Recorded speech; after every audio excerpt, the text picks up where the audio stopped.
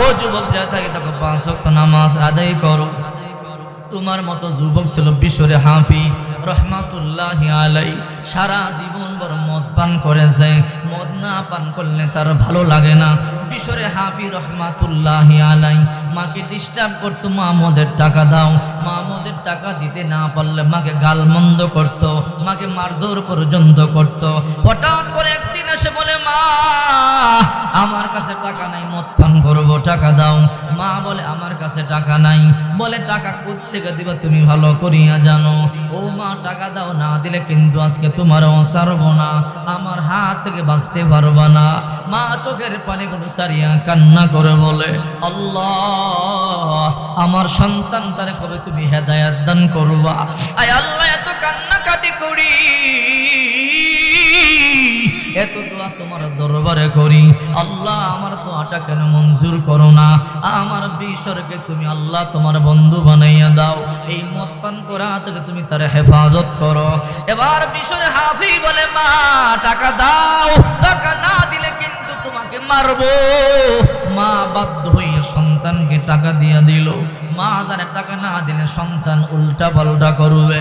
বিশরে হাফি রহমাতুল্লাহি আলাই যুবক মদ পান করে, নাচের আড্ডায় গিয়ে আনন্দ করে, ফুর্তি করে। টাকা নিয়ে বিশরে হাফি রওনা করলো, মদের আড্ডায় যাবে, মদ পান করবে, আনন্দ করবে, ফুর্তি করবে। আহারে যুবক টাকা নিয়ে হাঁটি হাঁটি পা পা করিয়া মরুভূমি দিয়ে মদ পান করবার জন্য রওনা করলো। হঠাৎ করে রাস্তার মধ্যে দেখা যায় বাতাসে একটা কাগজ উড়াইয়া উড়াইয়া নেয়, বাতাসের তলে তলে কাগজটা ঘুরে। বিশরে হাফি মনে মনে ভাবি এই কাগজটার মধ্যে কি যেন লেখা দেখা যায়, দেখি কাগজটার মধ্যে কি লেখা আছে। হাঁটি হাঁটি পা পা করিয়া কাগজটা হাতের মধ্যে নিল। কাগজটা হাতের মধ্যে নিয়ে দেখে এই কাগজের মধ্যে সাধারণ কথা নয়, আমার আল্লাহর নাম লেখা। আল্লাহু আকবার। বিশরে হাফি রহমাতুল্লাহি আলাই যদিও মদ পান করে, যদিও নাট্য মঞ্চে গিয়ে আনন্দ ফুর্তি করে, আল্লাহর নাম দেখার পরে মনে মনে সিদ্ধান্ত নিল, না রে না, আমি এখন মদের আড্ডায় যাব না। আমি তো মদ সারা জীবন পান করি, পান করতে পারবো, আমার আল্লাহর নামটার একটা ইজ্জত করি, সম্মান করি। বিশরে হাফি রহমাতুল্লাহি আলাই এই কাগজটা নিয়ে বাড়ির দিকে রওনা করলো। হাঁটি হাঁটি পা পা করে বাড়িতে গেল। রাত্রিবেলা কাগজটা কোথায় রাখবে, রাখার মতো জায়গা দেখে না। এত সুন্দর নাম কোন জায়গার মধ্যে রাখবো, রাখার কোনো জায়গা তার কাছে মনে হয় না। এই জন্য বিশরে হাফি রহমাতুল্লাহি আলাই কাগজটা মাথার মধ্যে নিয়ে দাঁড়াইয়া রইল। মা লক্ষ্য করিয়া তাকায়, কে রে আমার সন্তান ঘুমায় না, এই কাগজটা নিয়ে মাথার মধ্যে কেন দাঁড়াইয়া রইল। কিরে বাবা মদ পান করবার জন্য মদের ভারে গেলি, না গিয়া চলে আসলি, কিসের কাগজ? কাগজের টুকরা মাথার মধ্যে নিয়ে দাঁড়াইয়া রইলা। বিশরে হাফি বলে, মা আমি মদ পান করবার জন্য রওনা করছিলাম, ও মা রাস্তার মধ্যে একটা কাগজের টুকরা দেখলাম, এই কাগজের টুকরার মধ্যে সাধারণ কথা নয় রে মা, আমার আল্লাহর কথা কাগজের মধ্যে লেখা। এই জন্য বিভাগে একটু নাড়া দিয়া দিল। এমন একটা কাগজের টুকরা মাটির মধ্যে দেখা কেমনে মদ পান করতে যাই, সারা জীবন মদ পান করেছি, আরো মদ পান করতে পারবো না, না মদের বারে যাব না। এই কাগজটা হেফাজত করবার জন্য নিয়ে আসলাম। ও মাঝে দিকে তাকাই ধুলাবালি দেখি, তাকের দিকে তাকাই ধুলাবালি দেখি, সেলসের দিকে তাকাই ধুলাবালি দেখি, আমি আমার এই কাগজটা কোথায় রাখবো, রাখার জায়গা পাই না। মা সেজদায় পড়ে বলে, আল্লাহ মনে হয় তুমি আমার সন্তানকে কবুল করছো। আল্লাহু আকবার বলেন। মা চোখের পানি সারিয়ে কান্না শুরু করে দিল। মা বলে, আল্লাহ আমার মনে হয় আমার সন্তানকে তুমি কবুল করেছো, আমার দোয়া তোমার দরবারে কবুল হয়ে গেছে। আল্লাহ এই উসিলায় আমার সন্তানকে হেদায়েত দান করো। এইবার কাগজের টুকরাটা মায়ের হাতে দিয়ে বললাম, মা ভালো একটা জায়গার মধ্যে রাখো, সাবধান আল্লাহর নামটার যেন বেয়াজ্জতি না হয়। মাকে এই কাগজের টুকরাটা দিয়া বিশরে হাফি রহমাতুল্লাহি আলাই হাঁটি হাঁটি পা পা করে আবার মদের বারে চলে যায়। মদ পান করবার নেশা আবার শুরু হয়ে গেল। মদের বাড়ি গিয়ে মদ পান করলো, মদ পান করিয়া একেবারে মাতাল হয়ে গেল, মাটির মধ্যে গোড়াগড়ি করিয়া কাম বেহুশ হয়ে গেল। হঠাৎ করে ওই জমানার মধ্যে সবচেয়ে বড় আল্লাহর ওলি হাসান বসরি রহমাতুল্লাহি আলাইহি, আল্লাহু আকবার বলেন, স্বপ্ন দেখে আল্লাহ তাআলা বলতেছে, রে হাসান আমার বন্ধু, তাড়াতাড়ি যাও ওই মদের আড্ডাখানায় যাও, ওই মদের বারে যাও, গিয়ে দেখবো আমার একটা বান্দা, তার নাম হলো বিশর। আমি আল্লাহ তার ওলি বানাইব, আমি আল্লাহ তার একটা আমলে খুশি হয়ে গেলাম, আমার একটা নামকে হেফাজত করেছে, আমি আল্লাহ তাকে হেফাজত করব, আমি আল্লাহ তারে বন্ধু বানাবো। যাও যাও পবিত্র হতে বলো, নামাজে দাঁড়াইয়ে যাইতে বলো, তোমার হাতে বায়াত হইতে বলো, আমি আল্লাহ তার বলি বানাইয়া দেব। আল্লাহর বলি স্বপ্ন দেখার পরে ঘুম থেকে জাগিয়া হাঁটি হাঁটি পা পা করিয়া মদের বারে রওনা দিল। আর সবাই আশ্চর্য হয়ে গেল, এত বড় আল্লাহর ওলি মদের বারে কেন আসলো? এত বড় পাগড়িওয়ালা টুপিওয়ালা দাড়িওয়ালা আল্লাহর ওলি হাসান বসরি রহমাতুল্লাহি আলাইহি সবাই চেনে, এই দেশের মধ্যে সবচেয়ে বড় আল্লাহর ওলি, উনি মদের আড্ডাখানায় কেন? ওই তোমরা সন্দেহ করিও না, তোমাদের মধ্যে বিশর নামে কেউ আছে? বলে হ্যাঁ, বিশর নামে একটা যুবক আছে, আমাদের নেতা, আমাদের লিডার, তাকে আমার কাছে আসবার জন্য বলো। বলে সে মদ পান করিয়ে অজ্ঞান হয়ে পড়ে আছে, আসতে বলো। সবাই গিয়ে বলে বিশর রে তাড়াতাড়ি উঠ উঠ, জমানার সবচেয়ে বড় আল্লাহর ওলি হাসান বসরি রহমাতুল্লাহ আলাইহি তোরে ডাকতেছে। তাই নাকি? বলে হ্যাঁ। হঠাৎ করে লাফ দিয়ে উঠা মুখটা দাও তো করিয়া আল্লাহর ওলির সামনে এসে বলে, আল্লাহর ওলি গো, আমার কেন আপনি ডাক দিছেন? কোন কারণে আপনি আমার সামনে আসলেন? ও হ্যাঁ বিশর বলে, কি তুমি কি আজকে না এমন আল্লাহর একটা কাগজের টুকরা পাইছো, ওই কাগজের টুকরার মধ্যে আল্লাহর নাম লেখা? বলে হ্যাঁ। এই গোপন কথা আপনি কেমনে জানেন? তুমি আল্লাহর নাম হেফাজত করেছো, এই জন্যে আল্লাহ তাআলা নিজে তোমার হেফাজত করবে। আয় আয় তাড়াতাড়ি পবিত্রতা অর্জন কর, তাড়াতাড়ি তওবা কর, সাজদায় পড়ে কান্না কর, আল্লাহর ওলির দফতরে তোর নামটা আল্লাহ লেখাইয়া দিছে। আল্লাহু আকবার। আতিনা ফি দারে দুনিয়া না হাসান, আতিনা ফি দারে ইকবানা হাসান, ইয়া গিয়াসাল মুস্তাগীসিন আহদিনা লফতেখারা বিল উলুমে ওয়াল গিনা, হর গরিনে দেনে তু তৈয়ার হায়, না মাঙ্গে উসসে তু বেজার হায়। আল্লাহ তাআলা ডাক দিয়ে বলে, ইয়া বাশার রাফাতা ইসমি ফারফানাকা, তুই আমার নামকে হেফাজত করেছো, আমি তোরে হেফাজত করলাম। আল্লাহু আকবার বলেন। ওই বিশরে হাফি এত বড় ওলি হইল, হাফি মানি খালিফা, আল্লাহর ওলি হওয়ার পরে আর জুতাই পরে না। বলে কিরে বিশর, কেন জুতা পরো না? বলে আমি জুতা এই জন্য পরি না, জমিনের যেদিকে তাকাই শুধু আল্লাহর কুদরত দেখতে পাই, এই জন্য জুতা পা দেই না। মৃত্যুর আগ পর্যন্ত কোনোদিন আর জুতা পায়ে দিয়া হাঁটে না। আল্লাহু আকবার বলে। এত বড় আল্লাহর ওলি হয়ে গেছে। হে যুবক, নামাজ আদায় করো, সেজদায় গিয়ে চোখের পানি সারিয়ে কান্না করো, সাবধান আর গালের মধ্যে খুর লাগাইও না, বেলের দি আর দাড়িগুলো কাইটা আমার নবীর কলিজার মধ্যে আঘাত দিও না। আল্লাহর কসম, নিজের সৌন্দর্য বৃদ্ধির জন্য আজকে দাড়ির মধ্যে ফুল লাগাইয়া দাড়ি কাটতেছো, আজকে নবী কলিজা কাটতেছো। আল্লাহর কসম, আল্লাহর কসম, আল্লাহর নবী তোমার জন্য সুপারিশ করবে না।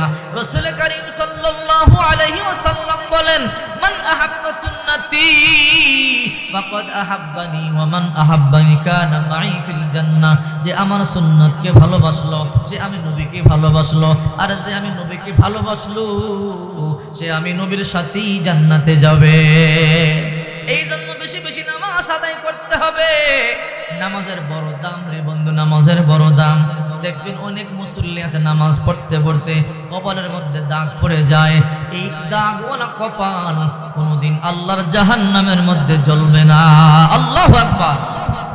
সর্বশেষ জান্নাতি রাসূল করিম সাল্লাল্লাহু আলাইহি ওয়াসাল্লাম, যার ব্যাপারে হাদিস শরীফের মধ্যে বলেছেন, যেদিন আল্লাহ পাক রব্বুল আলামিন জাহান্নামের দরজা বন্ধ করে দিবেন, জান্নাতের দরজা বন্ধ করে দিবেন। তো আল্লাহ পাক বলবেন, জিবরাইল যাও জাহান্নামে যাও, গিয়ে দেখো আমার এমন কোন বান্দা পাও কিনা যার কলিজার মধ্যে যাররা পরিমাণ ঈমান আছে, তাকেও বের করে আনো, আজকে জান্নাতে দিয়ে দেব, কারণ আজকে জাহান্নামের দরজা চিরদিনের জন্য বন্ধ করে দেব। আল্লাহু আকবার বল। এই কথা বলবার পরে হযরত জিবরাইল আলাইহিস সালাম জাহান্নামে যাবে, গোটা জাহান্নাম তন্ন তন্ন করে তালাশ করবে। এমন একটা ঈমানদার পাওয়া যাবে না যার কলিজার মধ্যে যাররা পরিমাণ ঈমান আছে। জিবরাইল চলে আসবে, আল্লাহ গোটা জাহান্নাম তন্ন তন্ন করে তালাশ করলাম, জাহান্নামের মধ্যে এমন কাউকে পাইলাম না যার কলিজার মধ্যে যাররা পরিমাণ ঈমান আছে। আল্লাহ তাআলা বলল, রে জিবরাইল আবার যা যা যা, আবার জাহান্নামটা ঘুরিয়া ঘুরিয়া দেখ, জাহান্নামের মধ্যে আমার এমন কোন বান্দা বান্দি আছে কিনা যার কলিজার মধ্যে যাররা পরিমাণ ঈমান আছে, তাকেও বের করে আনো। জিবরাইল যাবে, গোটা জাহান্নাম তন্ন তন্ন করে তালাশ করবে, কারো কলিজার মধ্যে যাররা পরিমাণ ঈমানওয়ালা পাবে না। জিবরাইল এসে বলবে, আল্লাহ গোটা জাহান্নাম তালাশ করলাম, কারো কলিজার মধ্যে যাররা পরিমাণ ঈমানওয়ালা পাইলাম না। আল্লাহ তাআলা তৃতীয় আবার বলবে, জিবরাইল যা যা যা, জাহান্নামে গিয়ে তালাশ করিয়া দেখ আমার কোন বান্দা বান্দির কপালের মধ্যে একটা সিজদার চিহ্ন আছে কিনা। রে জিবরাইল, যদি আমার কোন বান্দার চেহারার মধ্যে কপালের মধ্যে একটা সিজদার চিহ্ন থাকে, আমি আল্লাহ তাকে মাফ করিয়া দেব। আল্লাহু আকবার। রাসূল করিম সাল্লাল্লাহু আলাইহি ওয়াসাল্লাম বলেন, আখিরু মান দাখালাল জান্নাহ লিয়াসরিস সাজদা, সর্বশেষ যে ব্যক্তি জাহান্নাম থেকে মুক্তি পাইয়া জান্নাতে যাবে, কপালে একটা সিজদার চিহ্ন থাকবার কারণে। তৃতীয়বার আল্লাহ তাআলা বলবে, রে জিবরাইল যা যা, জাহান্নামে যা, জাহান্নামে গিয়ে তালাশ করিয়া দেখ আমার কোন বান্দা বান্দির কপালের মধ্যে সিজদার চিহ্ন আছে কিনা। জিবরাইল গোটা জাহান্নাম তালাশ করবে, কাউকে পাওয়া যাবে না। হঠাৎ করে ঘুরতে ঘুরতে ঘুরতে ঘুরতে একেবারে জাহান্নামের তলদেশে দেখা যায় একটা যুবক পড়তে পড়তে আঙ্গার হয়ে গেছে, একেবারে ছাই হয়ে গেছে। ওই যুবকের কপালের মধ্যে একটু মিটি মিটি নূর জ্বলতেছে, একটা সিজদার চিহ্ন আছে। ওই সিজদাটা আল্লাহর দরবারে কবুল হয়েছিল, এই জন্য ওই কপালে সিজদার চিহ্ন থেকে নূর বের হইতেছে। আল্লাহু আকবার বলেন।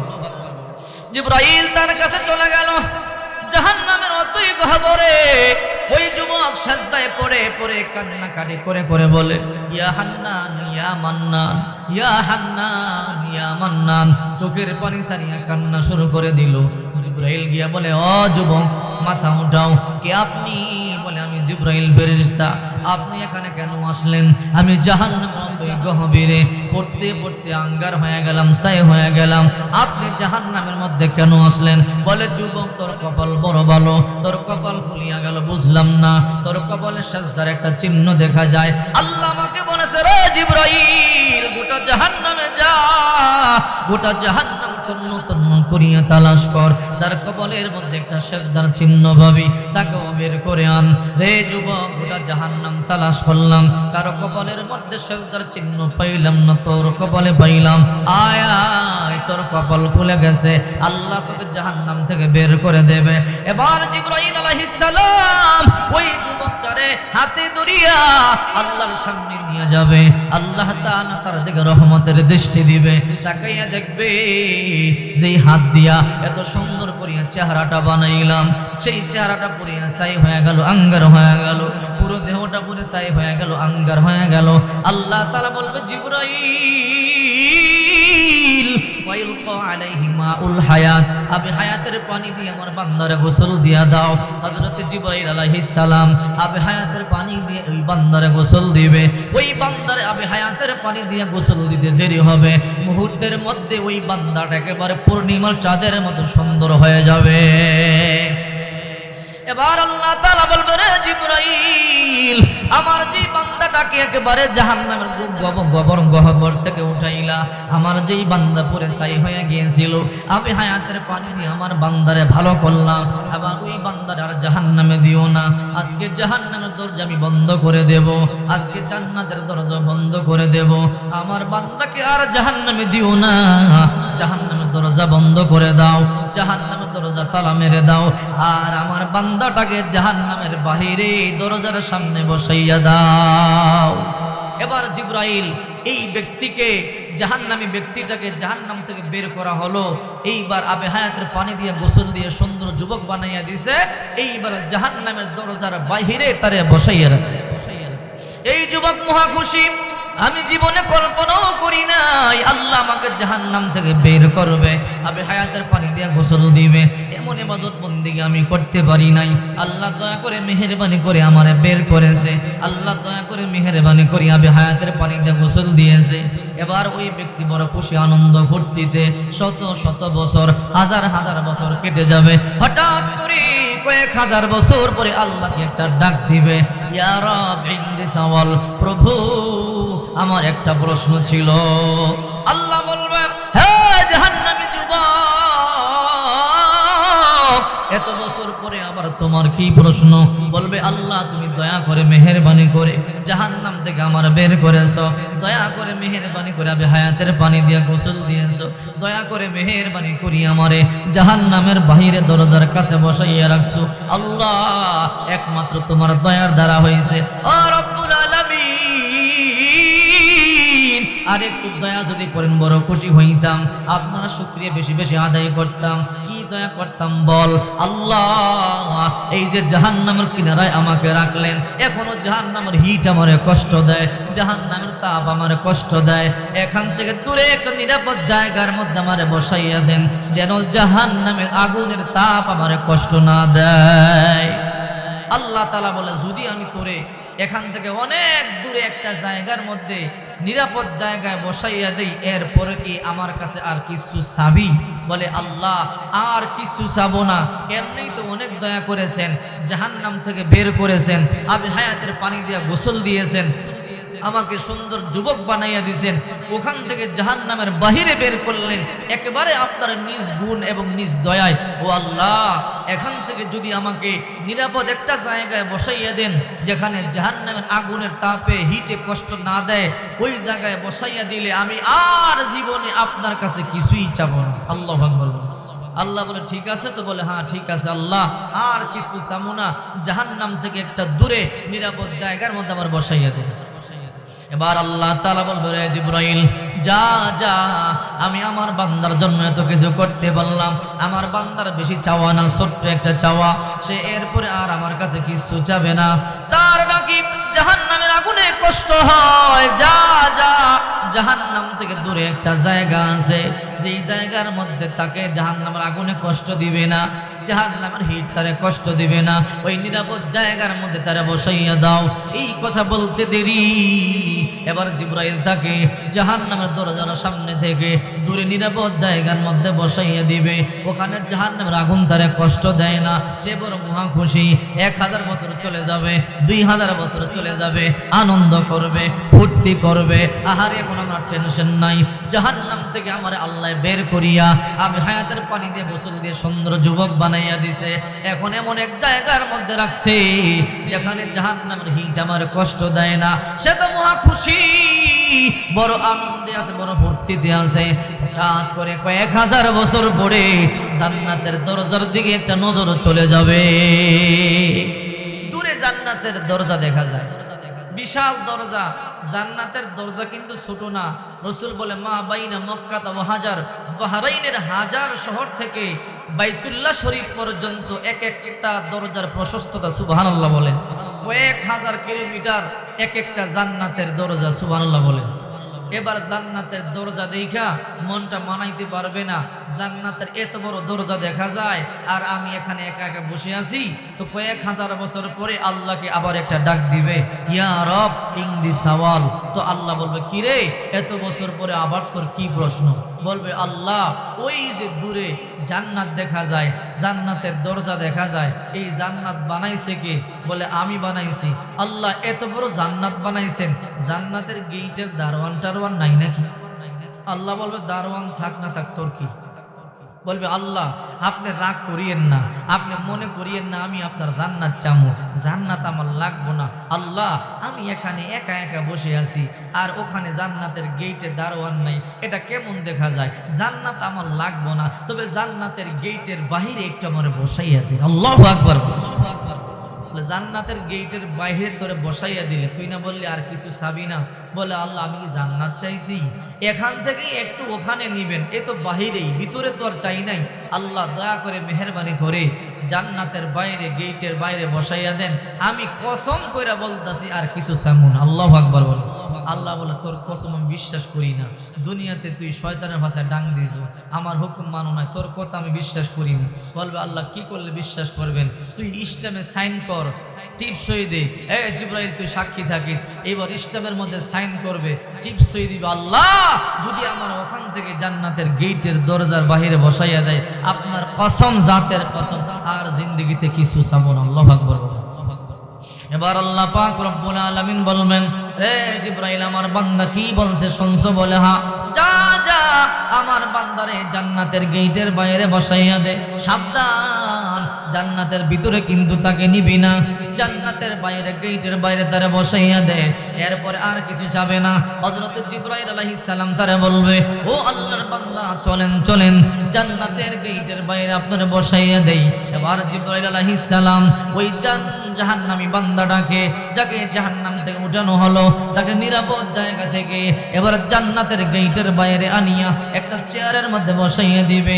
বলে আল্লাহ এমন একটা জায়গা দিছো আর কিছু চাওয়ার নাই। এবার এখানে বসে আনন্দ করবে, ফুর্তি করবে। কয়েক হাজার বছর চলে যাবে।